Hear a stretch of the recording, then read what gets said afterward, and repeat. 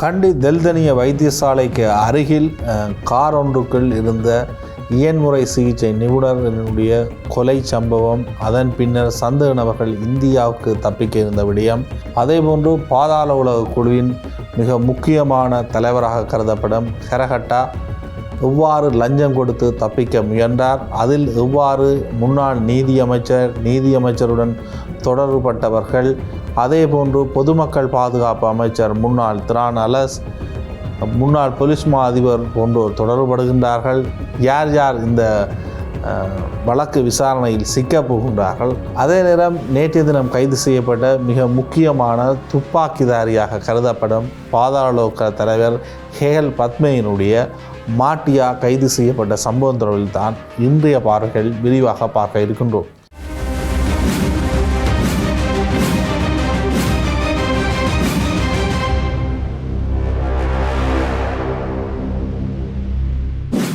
ஸ்ரீ காளிமாதா ஜோதிடம். உலக புகழ்பெற்ற ஜோதிடர் பண்டித் மகாராஜா. காதல், கல்யாணம், உத்தியோகம், வியாபாரம், கல்வி, குழந்தை பாக்கியம் மற்றும் மந்திர சூனிய பிரச்சனைகளுக்கு நிரந்தர தீர்வு. முதல் சம்பவமாக கண்டி தெல்தனிய வைத்தியசாலைக்கு அருகில் கார் ஒன்றிலிருந்து பெண் இயன்முறை சிகிச்சை நிபுணர் சடலமாக மீட்கப்பட்ட சம்பவம் இலங்கையை உலுக்கி வரும் நிலையில் இந்த வழக்கின் பின்னணியில் உள்ள அதிர்ச்சியூட்டும் பல மோசடி விவரங்களை போலீசார் தற்பொழுது வெளிச்சத்துக்கு கொண்டு வந்துள்ளனர்.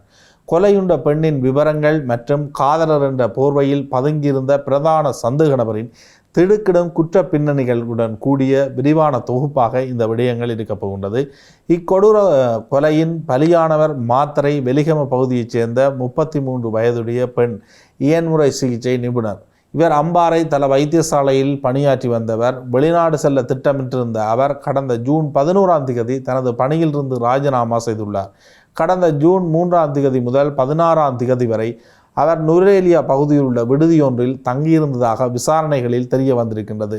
குருநாகல் நாரம்பல பகுதியைச் சேர்ந்த 43 வயதுடைய பிரதான சந்தேக நபர் தன்னை ஒரு சாஃப்ட்வேர் இன்ஜினியர் என போலியாக அடையாளப்படுத்தியுள்ளார்.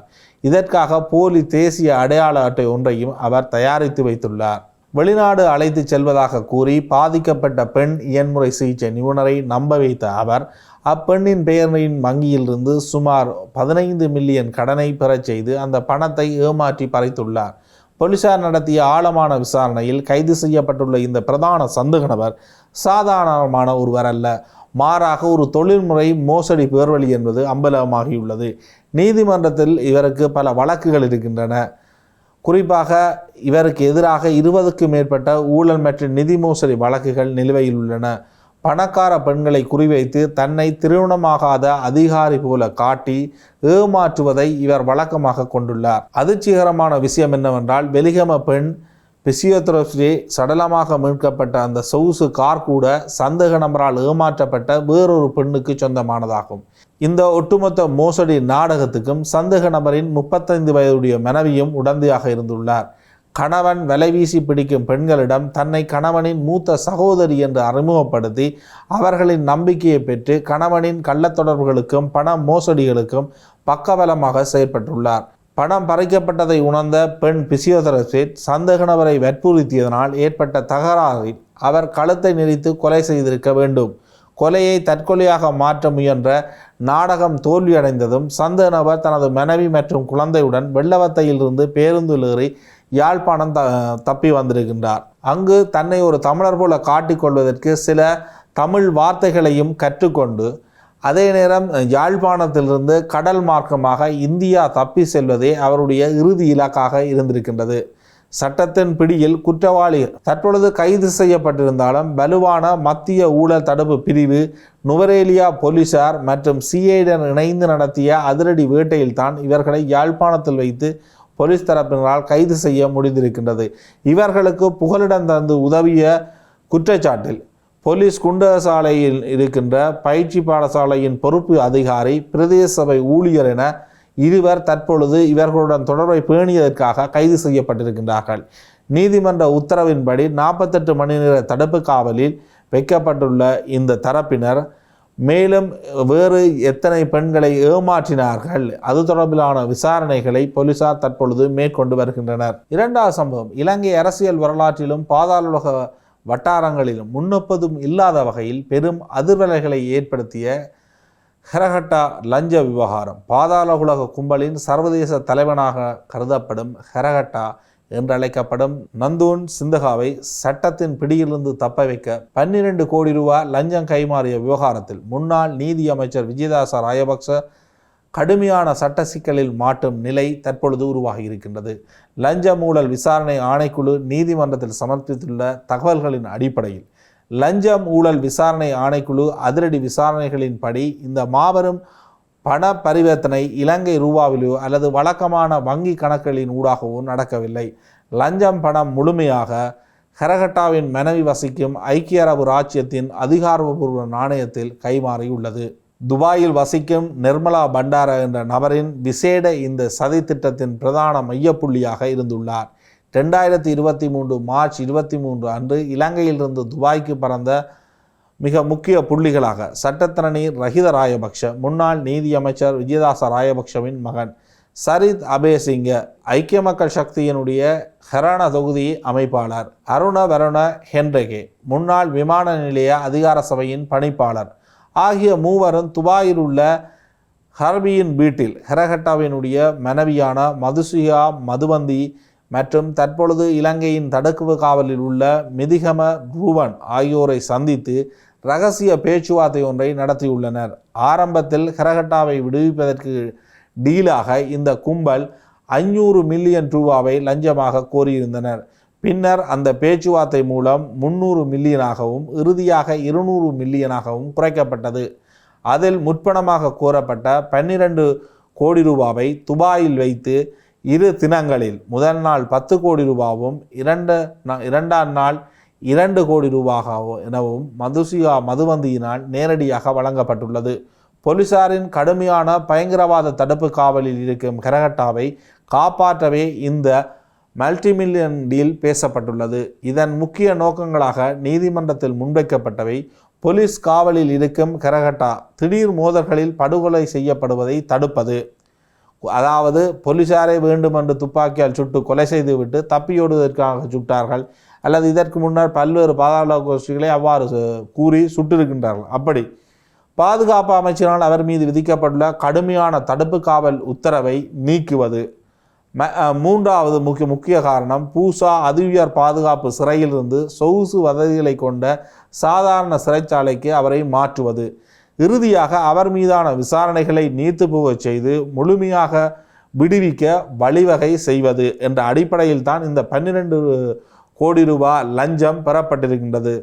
துபாயில் திர்ஹாம்களில் பெறப்பட்ட 12 கோடி ரூபாய் பணத்தை முறையான வங்கி நெட்வொர்க்கை தவிர்த்து சட்டவிரோதமான உண்டியல் முறையை பயன்படுத்தி சந்தேக நபர்கள் இலங்கைக்கு கடத்தி வந்துள்ளதாக லஞ்ச ஆணைக்குழு நீதிமன்றத்தில் உறுதிப்பட தெரிவித்துள்ளது. துபாயில் டீலை வெற்றிகரமாக முடித்துவிட்டு சந்தேக நபர்களான ரஹித ராயபக்ஷ, சரித் அபேசிங்க மற்றும் வருண ஹென்ரிகே ஆகிய மூவரும் 2023 மார்ச் 29ஆம் தேதி அன்று ஒரே விமானத்தில் இலங்கை திரும்பியுள்ளனர். அன்றைய தினம் இன்னும் ஒரு அதிர்ச்சியூட்டும் விடயம் இடம்பெற்றிருக்கின்றது. அவர்கள் வந்த அதே விமானத்தில் ரஹித ராயபக்ஷவின் தந்தையான விஜயதாச ராயபக்ஷவும் பயணித்துள்ளார். தன் மகனின் இந்த நிழலுலக தொடர்புகள், துபாய் பயணம் மற்றும் சட்டவிரோத பணப்பரிமாற்றம் குறித்து அப்போதைய நீதி அமைச்சராக இருந்த விஜயதாச ராயபக்சவுக்கு தெரிந்திருந்ததா அல்லது அதிகார துஷ்பிரயோகம் எதுவும் நடந்ததா என்ற கோணத்திலும் அவரிடம் மேலதிக விசாரணைகளில் லஞ்ச ஆணைக்குழு மற்றும் உதவி பணிப்பாளர் நாயகம் அனுஷ சம்பத் பெருப தெரிவித்துள்ளார். இந்த விவகாரம் இத்தோடு முடியவில்லை. முன்னதாக பாதாள உலக தலைவன் ஹெரகட்டா நீதிமன்ற வளாகத்தில் வைத்து நான் கேட்கப்பட்ட லஞ்சத்தை கொடுக்க மறுத்ததால் தான் என்னை சிறையில் அடைத்து சித்திரவதை செய்கின்றார்கள் என கூச்சலிட்ட சம்பவம் பெரும் பரபரப்பை ஏற்படுத்தியிருந்தது. அதனைத் தொடர்ந்து தற்பொழுது லஞ்ச ஆணைக்குழுவின் விசாரணையில் சிக்கியுள்ள சில முக்கிய ஆடியோ பதிவுகளில் அரசியல் மற்றும் பாதுகாப்பு துறையையே உலுக்கியுள்ளன.